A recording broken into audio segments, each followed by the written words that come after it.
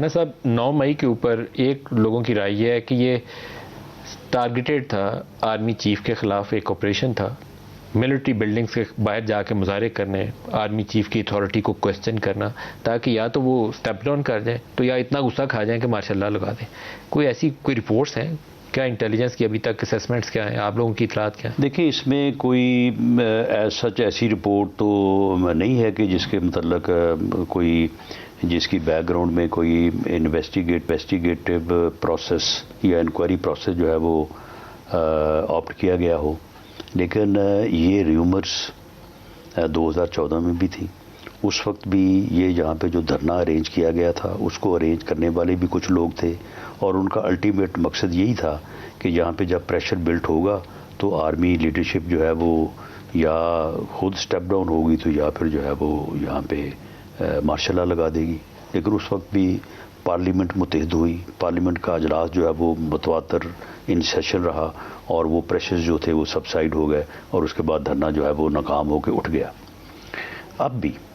اب چلیں in black and white تو کوئی چیز نہیں ہے، لیکن یہ چیزیں جو ہیں یہ مصدقہ ہونے کی حد تک جو ہے وہ ہمارے بھی اور آپ کے بھی علم میں ہے کہ یہ جو دھرنا ارینج ہوا تھا یہ آرمی چیف کی تعیناتی کے پروسیس کو جو ہے وہ ٹیمپر کرنے کے لیے جو ہے وہ ہوا تھا. نومبر میں جو ہوا تھا، اور جو نومبر میں ہوا تھا اس کی پھر ٹائم لائن تھی، اس کو پھر روکا جانا، آ جائے گا کل آئے گا، اتنی 9 مئی کا ہدف بھی آرمی چیف تھا، اور جو ہے یہ اس وقت بھی آرمی چیف کی تعیناتی ہدف تھی، اور اب بھی عسکری قیادت جو ہے وہ ہدف تھی. ہدف عسکری قیادت؟ جی بالکل وہ تھی.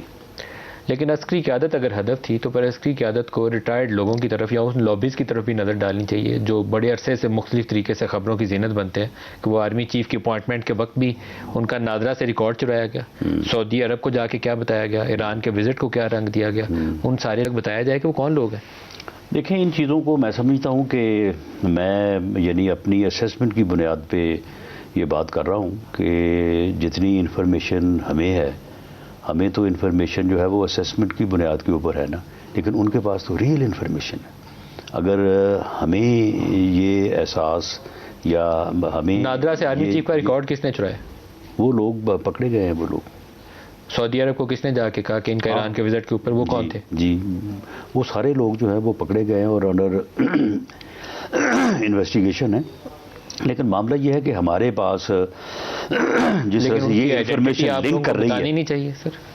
نہیں میرا خیال ہے کہ یہ انفارمیشن جو ہے یہ انہی کی طرف سے یعنی ادارے کی طرف سے جس وہ نتیجے پہ پہنچے، کیونکہ ان کا ایک اپنا سسٹم ہے، اس سسٹم کے تحت وہ بعض لوگوں کو ٹرائی کرتے ہیں لیکن اس کی کوئی خبر نہیں دیتے، اور بعض لوگوں کو ٹرائل کرنے کے بعد سزا دینے کے بعد جو ہے وہ پھر سول کو بھی بھیج دیتے ہیں اور ساتھ پوری انفارمیشن بھیج دیتے ہیں.